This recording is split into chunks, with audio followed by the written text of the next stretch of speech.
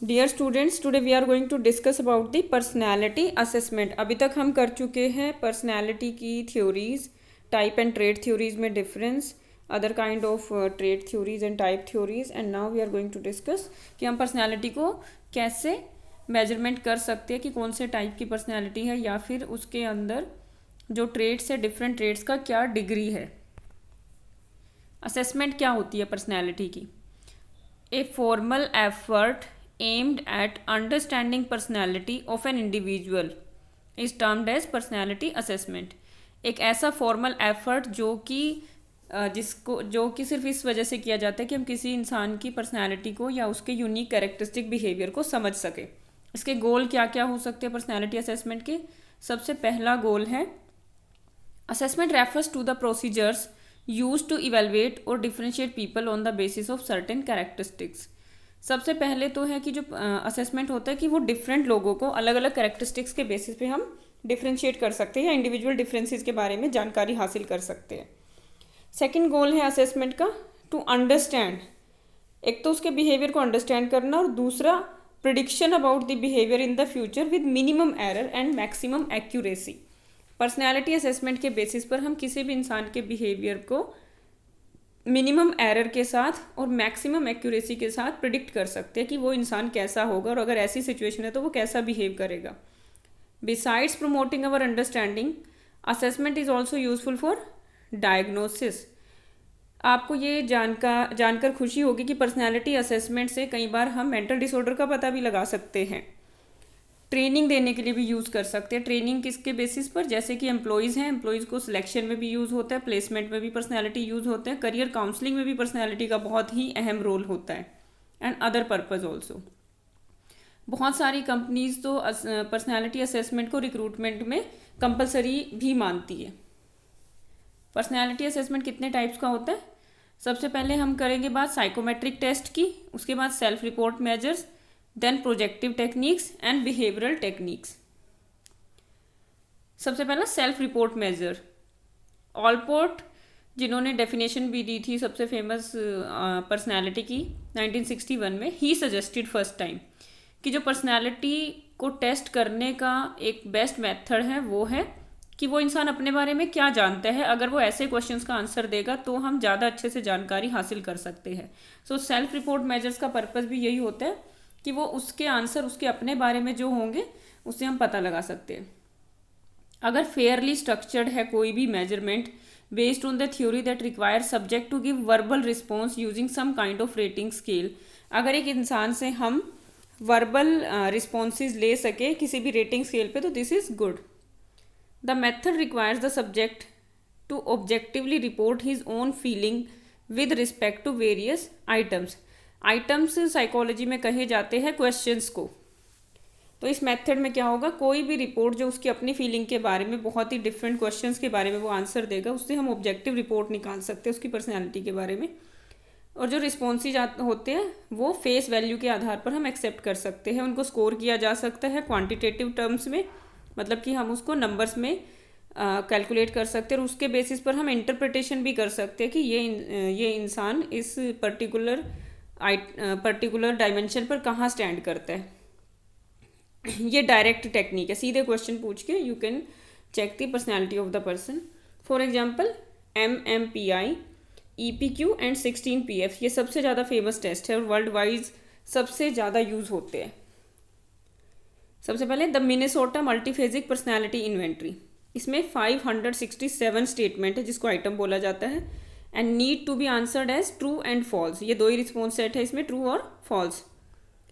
ये इसके revise version को बोला जाता है MMPI 2, और टेस्ट को डिवाइड किया जाता है 10 सब स्केल में।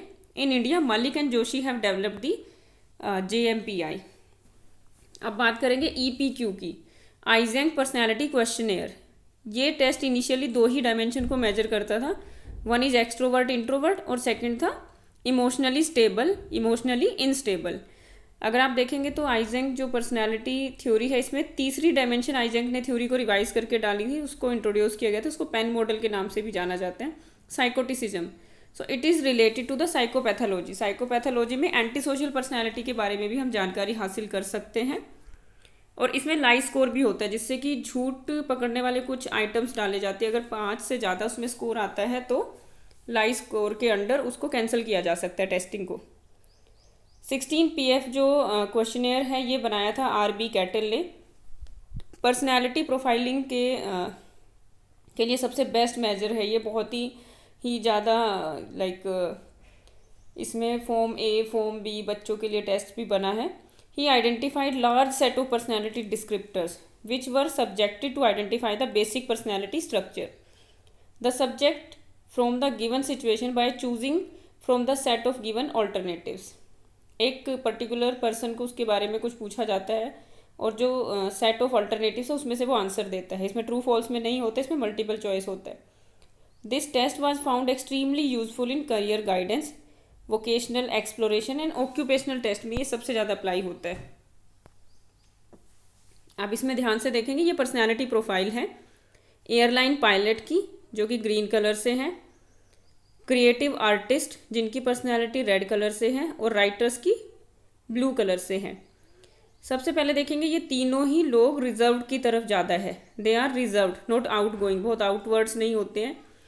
और एब्स्ट्रैक्ट थिंकिंग सबसे ज़्यादा होती है क्रिएटिव आर्टिस्ट में। तो इस तरह से आप इनके ट्रेड्स को कंपेयर कर सकते हैं। इवन हम लोग अलग अलग ऑक्यूपेशन के लोगों की पर्सनैलिटी को भी कंपेयर कर सकते हैं। जैसे इमेजिनेटिव है ब्लू में, राइटर्स में बहुत ज़्यादा होती है।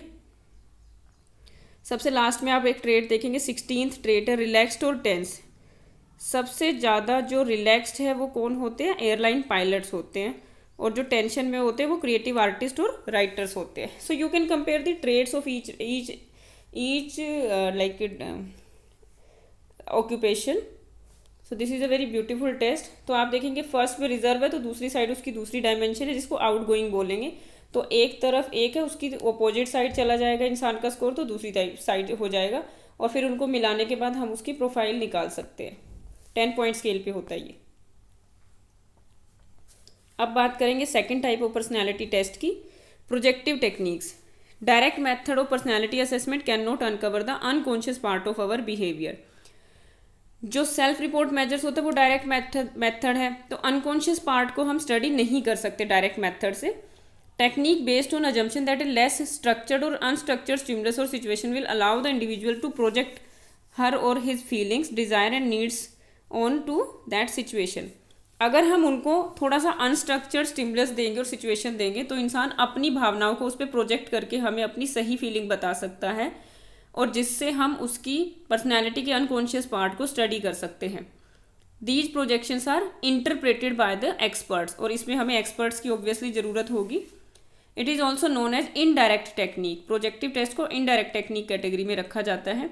For example Rorschach ink blot test, thematic apperception test, sentence completion test और ड्रॉ ए मैन टेस्ट। ये रोरशाक का एक आइटम है। इसमें अगर किसी इंसान से पूछा जाता है कि आप बताइए आपको क्या दिखाई देता है, तो उसके अंदर की जो पर्सनैलिटी के ट्रेट्स होंगे वो उसके परसेप्शन को भी प्रभावित करते हैं। और this is a very wonderful test. इसमें हम साइकोपैथोलॉजी का भी पता लगा सकते हैं। तो कोई इंसान इसमें किसी तरह का रिस्पॉन्स देगा, आप भी इस वाले पिक्चर को किसी से भी पूछ सकते हैं। तो यहाँ पे बहुत अलग अलग तरह के आइटम्स आएंगे और फिर उसकी स्कोरिंग सब्जेक्टिव स्कोरिंग होती है, लेकिन इसके जो मैनुअल्स है उसमें मैक्सिमम स्कोरिंग्स हो जाती है। Rorschach ink blot test 10 ink blot होते हैं, इसमें 5 ब्लैक एंड वाइट होते हैं, 2 रेड होते हैं और 3 पेस्टल कलर के होते हैं। सिमेट्रिकल डिज़ाइन होते हैं, एक स्पेसिफिक शेप होती है और 7 इंच टू 10 इंच के साइज के ये कार्ड्स होते हैं। सिमेट्रिकल इसलिए होती है जैसे इंक ब्लॉट को अगर हम किसी कागज़ पे रख के उसको हम फोल्ड कर देते हैं तो दोनों तरफ इक्वल सिमेट्रिकल इमेज बनती है। इस तरह से प्रिंसिपल पर ये बनाए गए हैं। 2 फेजेस होते हैं। पहला होता है performance proper. Subject are shown cards and are asked to tell what they see in each card. सबसे पहले तो उनसे पूछा जाता है कि आपको एक कार्ड में क्या क्या दिखाई दिया। सेकेंड है इंक्वायरी। एक डिटेल रिपोर्ट पूछी जाती है सब्जेक्ट से कि कहाँ पर दिखा और कैसे दिखा, और जो भी उसने पर्टिकुलर रिस्पॉन्स बनाए हैं उससे रिलेटेड वो स्पेसिफिक इन्फॉर्मेशन उनसे लिखवाई जाती है। Fine judgement is necessary to be made. अब बात करेंगे TAT की, थीमेटिक अपरसेप्शन टेस्ट। इसका जो मैनुअल है वो हार्वर्ड यूनिवर्सिटी ने पब्लिश किया हुआ है। मोर स्ट्रक्चर्ड है ये इंक ब्लॉट टेस्ट से। इसमें 30 ब्लैक एंड वाइट पिक्चर्स होती है और एक ब्लैंक कार्ड होता है। 20 कार्ड्स अप्रोप्रिएट होते हैं for a subject, although A laser number of card have also seen successfully used. कई बार 5 कार्ड से भी इंसान की पर्सनैलिटी के बारे में पता लगा सकते हैं। एक पर्सन को पूछा जाता है कि आप स्टोरी बताइए और उस पर्टिकुलर कार्ड पर दिखाई गई पिक्चर से सिचुएशन को डिस्क्राइब कीजिए। व्हाट हैपन इन पास्ट, इससे पहले क्या हुआ, और going to be happen in future, और क्या हो सकता है इसके बाद। स्टैंडर्ड प्रोसीजर अवेलेबल है स्कोरिंग करने के लिए। ये पिक्चर आप देख सकते हैं, ये एसएसबी में यूज़ होती है, SSB Allahabad, SSB service selection board में इंडिया में यूज़ होता है ये test. PF study, Rosenzweig's picture frustration study,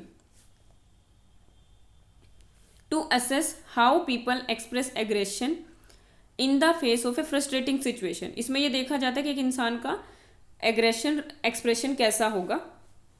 the test presents with the help of cartoons like pictures in which one person frustrates another. इसमें cartoon के रूप में होता है और एक पर्सन है दूसरे को फ्रस्ट्रेट करता है, और सब्जेक्ट से पूछा जाता है कि what the other person will say और डू, और जो दूसरा फ्रस्ट्रेटेड पर्सन है वो बताओ इसके बाद क्या कहेगा। The direction of aggression may be towards the environment, oneself, और it may be tuned off in an attempt to evade the situation. जो रिएक्शंस होंगे उसको इवेल्युएशन इस बेसिस पे होगा कि ये जो फ्रस्ट्रेशन है इंसान का गुस्सा है या एनवायरमेंट पर है, अपने खुद की तरफ है या फिर किसी और की तरफ है, या सिचुएशन को अवॉइड करने की तरफ है। Pareek has adapted this test for use with the Indian population. Indian adaptation की है पारिक जी ने। Look at the sample of the picture. एक लड़की दूसरी लड़की से पूछती है, you broke my most beautiful doll, तुमने मेरी सबसे सुंदर डॉल तोड़ दी। तो दूसरे का जो रिएक्शन होगा वो उसको वहाँ पर लिखना होगा। Second picture, I have always been able to eat all I want without turning in to a big fat pig. तो फिर जो मोटा आदमी है कि उसका क्या रिएक्शन होगा ऐसी बात पे। तो this is the testing the frustration of the person and the aggression level. अब है sentence completion test. This test makes use of a number of incomplete sentences. The subject has to provide an ending to the sentence. एक sentence के लिए ending provide करनी है किसी भी इंसान को। Ending used by the subjects reflect their attitude, motivation and conflict. Single blank भी हो सकते हैं और डबल ब्लैंक भी। एक इंसान एक चीज़ के लिए एक रिस्पॉन्स भी दे सकता है और उसको डबल ब्लैंक वाले आंसर भी दिए जा सकते हैं कि I like, one person can like two things, तो वो डबल ब्लैंक। तो मोस्ट प्रायोरिटी जो होगी वो उसको सबसे पहले लिखेगा। आई थिंक, तो सेंटेंस कंप्लीशन भी हमारे अनकॉन्शियस माइंड को रिफ्लेक्ट करता है। Draw a person test, test in which the subject is asked to draw a person on a sheet of paper. The subject is generally asked to draw the figure of N opposite sex person and later on asked to create a story. The interpretation are as follows. लड़कियों को बोला जाता है कि आप लड़कों की picture बनाइए और लड़कों को बोला जाता है कि आप लड़कियों की पिक्चर बनाइए। Omission of facial feature suggest that the person tries to evade a highly conflict ridden interpersonal relationship. अगर एक इंसान किसी भी जो ऑपोजिट सेक्स है उसके जो फेशियल फीचर्स को छोड़ देता है, बहुत अच्छे से नहीं बना पाता, तो ये इसकी तरफ इशारा करते हैं कि कन्फ्लिक्ट रिडन है उनका कहीं ना कहीं relationship. Graphic emphasis on the neck suggest lack of control over impulses. जैसे नेक से भी इंटरप्रिटेशन निकाली जा सकती है कि वो अपने इम्पल्सिस पे कंट्रोल कर सकता है या नहीं। Disproportionately large head suggest organic brain disease और प्री ऑक्यूपेशन विद हेडेक्स। अगर कोई किसी का सिर बहुत बड़ा बना देता है तो वो इसकी तरफ इशारा करता है कि उसको कोई ना कोई ऑर्गेनिक ब्रेन से रिलेटेड डिजीज़ हो सकती है, और या फिर पहले ही वो हेडेक का शिकार या माइग्रेन का शिकार रहा है। The analysis of personality with the help of projective techniques appears fairly interesting. The interpretation of the responses requires sophisticated skills and specialized training. This is also true कि जैसे एसएसबी में जिस इंसान का सिलेक्शन होता है सर्विस सिलेक्शन बोर्ड में, psychologist का पहले 3 से 6 महीने उनको ट्रायल पे रखा जाता है और सिर्फ वो बाकी लोगों को एनालाइज करते हुए देखते हैं जिन लोगों को सिलेक्शन किया जाता है, उनकी पर्सनैलिटी की स्टोरीज़ को। सो जो इसकी ट्रेनिंग होती है बहुत रिग्रेस होती है। It is not very easy task to know the unconscious mind of the person. This is the view of the instruction for scoring screen for the computer.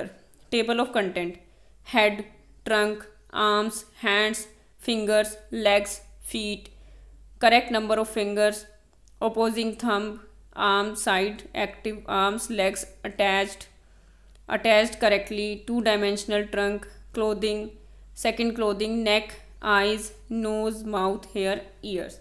तो ये सारी फीचर्स को इसमें स्टडी किया जाता है. लास्ट में आता है हमारा बिहेवियरल एनालिसिस. सबसे पहले बिहेवियरल एनालिसिस में आएगा सिचुएशनल टेस्ट. अब सिचुएशनल टेस्ट से पर्सनैलिटी का क्या संबंध है? बहुत सारे ड्राइविंग टेस्ट में सिचुएशनल टेस्ट किए जाते हैं, बहुत सारे इंजीनियरिंग इंटरव्यूज़ में सिचुएशनल टेस्ट दिए जाते हैं, कई बार सिचुएशनल टेस्ट में ग्रुप डिस्कशन कराया जाता है. तो ये बिहेवियरल एनालिसिस होता है. इंटरव्यू में भी पर्सनैलिटी से रिलेटेड चीज़ें पूछी जा सकती हैं, जिससे कि उसके like why you would like to join this job, why you have left your previous job. तो वो उसका एटीट्यूड जानना चाहते हैं, उसके कॉन्फ्लिक्ट्स और उसके पर्सनैलिटी को जानना चाहते हैं. Observation method is a good technique, जिसमें कि पर्सनैलिटी के बारे में हम जान सकते हैं, जो कि पार्टिसिपेंट और नॉन पार्टिसिपेंट ऑब्जर्वेशन हो सकता है. बिहेवियरल रेटिंग, बिहेवियर की रेटिंग करके भी हम जान सकते हैं कि उसके अलग अलग एस्पेक्ट के बारे में हम रेटिंग कर सकते हैं 1 to 10 पॉइंट स्केल पर. नॉमिनेट करना किसी को किसी पर्टिकुलर कैरेक्टरिस्टिक के बेसिस पे, ये बिहेवियरल एनालिसिस होता है यूज़, जो कि जैसे कि किसी को प्रमोशनल इंटरव्यूज़ होते हैं, उसमें नॉमिनेशन टेक्निक यूज़ होती है कि आपके बॉस ने आपको नॉमिनेट किया या नहीं किया और किन कैरेक्टरिस्टिक्स पे किया. तो एक होता है कि आप अपना सेल्फ एनालिसिस करते हैं अपनी परफॉर्मेंस के बेसिस पर. सेकंड होता है कि आपका एनालिसिस कोई और करता है. For example if you are a student, मैं आपसे पूछूं कि आप अपने क्लासमेट का एनालिसिस कीजिए. 5 बच्चों से पूछा जाता है कि आप रेटिंग कीजिए इस स्टूडेंट की डिसिप्लिन पे, रेगुलरिटी पे, और फिर उससे खुद भी पूछा जाता है कि वो अपने बारे में कितना अवेयर है, कि आप अपने आप को अपने बारे में बताओ. तो उसका डिस्क्रिपेंसी से बिहेवियरल एनालिसिस किया जाता है. तो नॉमिनेशन में हमेशा दूसरे लोग ही नॉमिनेट करते हैं. तो classmate will give the rating for the one targeted person, जिसकी हमें पर्सनैलिटी टेस्ट करनी है. So these are the personality techniques to assess the personality in detail. और ये सारे ही मेथड बहुत यूज़फुल है. प्रोजेक्टिव टेक्निक्स में बहुत इंटरेस्ट रहता है साइकोलॉजिस्ट का अनकॉन्शियस माइंड को स्टडी करने के लिए, रिक्रूटमेंट के लिए, करियर काउंसलिंग के लिए पर्सनैलिटी टेस्ट बहुत इंपॉर्टेंट है. Attitude, aptitude, value, interest and personality also like predict your performance in future, कि आप उस काम को करके खुश भी रहोगे या नहीं.